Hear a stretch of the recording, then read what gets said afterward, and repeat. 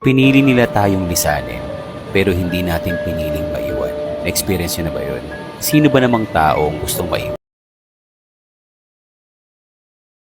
Sino ba namang taong gustong lumisan? Parehas masakit.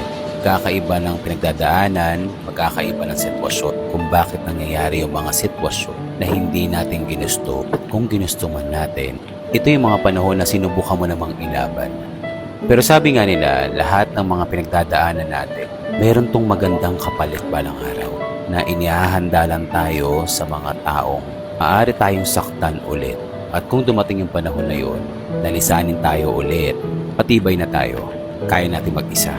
Nalilisanin mo yung tao na yun dahil alam mong hindi na nakalaan siya para sa'yo.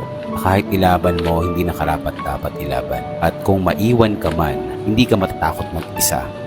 Dahil ang pag-iisa mo, ito ang magtuturo sa'yo kung paano ka lumaban at naging matatag.